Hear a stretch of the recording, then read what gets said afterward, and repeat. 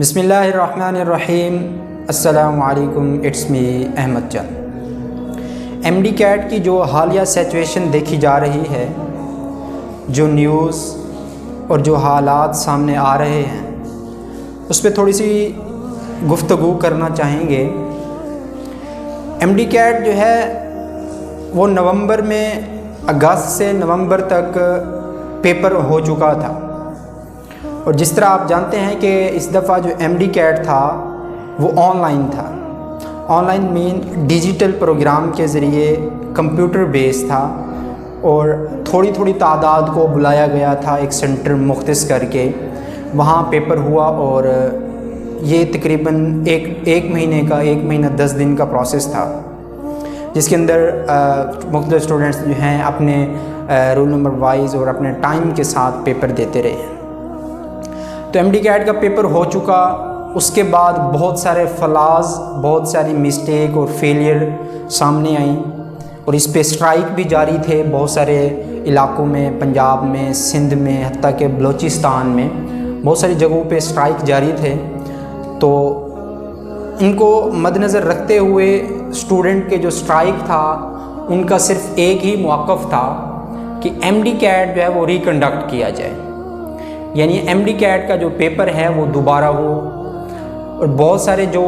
Flaws, غلطیاں جو دیکھنے میں آئیں، ان میں ایک تو یہ تھی کہ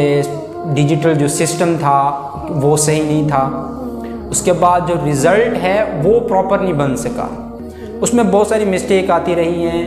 پی ایم سی کی طرف سے خود 3 دفعہ رزلٹ چینج ہوا، اور ای میل کے ذریعے بھی پی ایم سی کی آفیشیل ای میل سے بہت سارے اسٹوڈنٹس کو رزلٹ موصول ہوتا رہا۔ لاسٹ ٹائم ایک بلوچستان کے وکیل ہیں، انہوں نے ایک اسٹوڈنٹ کا انٹرویو لیا اور وہ بات کر رہے تھے۔ اب ایک اسٹوڈنٹ تھا، اس کے پاس 5 قسم کے رزلٹ کارڈ تھے۔ پہلا رزلٹ کارڈ جو اسے ای میل پہ آیا، دوسرا پہلا ایم ڈی کیٹ کا رزلٹ جو پی ایم سی کی آفیشیل ویب سائٹ پہ تھا وہاں سے اسے ملا۔ جب دوبارہ رزلٹ چینج ہوا، تھرڈ رزلٹ اسے پی ایم سی کی آفیشیل ویب سائٹ سے دوبارہ ملا، جب گریس مارک کے ذریعے جب رزلٹ میں کریکشن کی گئی، تھرڈ جب گریس مارک ملا، اور اس کے بعد 1-2 اسے ای میل ریسیو ہوئی۔ تو اس طرح اب ایک اسٹوڈنٹ کے پاس 5 رزلٹ کارڈ تھے مختلف مارکس کے، سیم نہیں، مختلف مارکس کے۔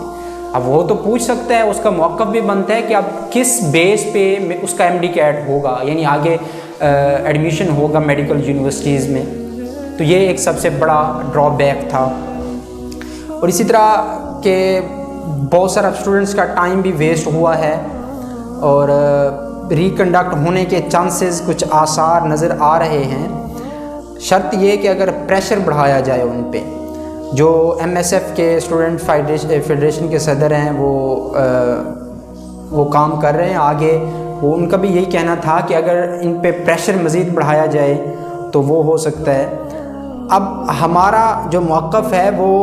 ایم ڈی کیٹ ریکنڈکٹ ہونا یا نہ ہونا وہ نہیں ہے، یہ گورنمنٹ کی پالیسیز ہیں، گورنمنٹ جانے، اور جو ادارے ہیں ان سے منسلک وہ جانے، اور میڈیکل یونیورسٹیز جانے۔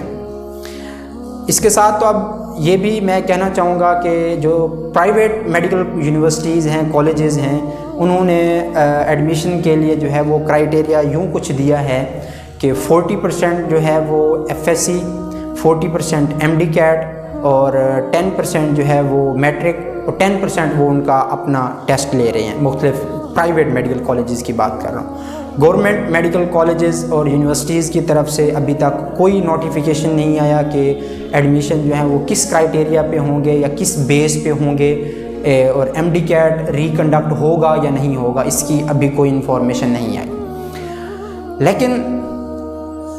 یہ ساری بات سنانے کا، اس کا پس منظر بتانے کا یہ مقصد ہے کہ سب سے پہلی بات، اپنے جو ینگ جنریشن ہے، جو اسٹوڈنٹس ہیں، انہیں اخلاقی تعلیم نہیں دی گئی، انہیں مینر ایٹیکیٹس نہیں سکھائے گئے۔ اب یہ کام جو ہے وہ ایک ٹیچر کا ہے۔ اب ٹیچر چاہے وہ اسکول کا ہو، کالج کا ہو، یونیورسٹی کا ہو، کسی بھی لیول کا استاد ہو، اسے اپنے اسٹوڈنٹس کے اندر ایک اخلاقی تربیت جگانا پڑتی ہے، اسے بتانا پڑتا ہے کہ آپ نے گورنمنٹ کے ساتھ، اپنے لیڈروں کے ساتھ، اپنے آباء و اجداد کے ساتھ کس طرح برتاؤ کرنا ہے، اپنے بزرگوں کے ساتھ کس طرح رہنا ہے، کس طرح بات کرنی ہے۔ اور اس ملک میں کسی بھی ریاست میں آپ رہ رہے ہوں، وہاں کے حقوق آپ کو ملنے ہوں، آپ کو اگر آپ کے حقوق نہیں مل رہے تو آپ نے اسے اویل کرنا ہے، تو کس طریقے سے کرنا ہے، اور اگر آپ نے پروٹیسٹ کرنا ہے، اسٹرائک کرنا ہے، تو کہاں کرنا ہے، کیسے کرنا ہے، کس بیس پہ کرنا ہے، کون کون سی ایسی ضروریات اور وجوہات ہیں جس کی بنا پر، جس کے بعد ہی یہ اسٹرائک ہونا چاہیے۔ اب یہ ساری اخلاقی قدریں، اخلاقی تعلیم ہیں، مینر ہیں، اور انہیں سوشل چارمز ہیں، اور انہیں اپنے اندر جگانے کے لیے ٹیچرز کا ہی کام ہے۔ سیکنڈ رول جو ہے وہ پیرنٹس کا آ جاتا ہے۔ والدین جو ہیں انہیں اپنے بچوں کو ایسی تربیت دینی چاہیے کہ وہ اس طرح کے معاملات کو کس طرح ہینڈل کریں، ان کے اندر کیا کیا خصوصیات ہونی چاہیے، ان کے اندر فیئر مینجمنٹ، رسک مینجمنٹ کی خصوصیات ہونی چاہیے۔ اور باقی جتنے بھی شعبے میں، جتنے بھی ہمارے پاس پروفیشن چل رہے ہیں، اپنے دائرے کے اندر رہ کے ہی اپنے ملک سے کس طرح وفاداری کرنی ہے، اپنے ملک کے ساتھ کس طرح ایک اہم کردار ادا کرنا ہے، اور کس طرح ساتھ چلنا ہے ملک کو لے کے، ان ساری چیزوں کو مد نظر رکھنے کے بعد ہی یہ تمام جو مسائل ہمیں نظر آ رہے ہیں وہ ہیں۔ اب ایم ڈی کیٹ جو ہے وہ چل رہا ہے اور ہو بھی جائے گا، اس کا انشاءاللہ بہت ہی جلد کوئی نہ کوئی اس کا رزلٹ آنے والا ہے،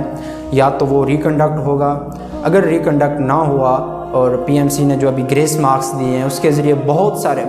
اسٹوڈنٹس کا جو ہے وہ پرابلم سالو ہوا ہے، مسئلہ کچھ نہ کچھ ہوا ہے، اور میں سمجھتا ہوں بہت کم اسٹوڈنٹ ہیں جن کے ساتھ کوئی ناانصافی ہو رہی ہے،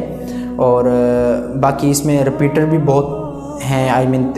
3 سال کے 4 سال کے رپیٹرز بھی تھے اور فریشرز بھی تھے۔ اور غضب دیکھیں کہ ابھی جو ریسنٹ رزلٹ آیا ہے ایف ایس سی اور میٹرک کا، تو 100/100 ایفیشنسی جو ہے وہ 100%، 11 آؤٹ آف 11۔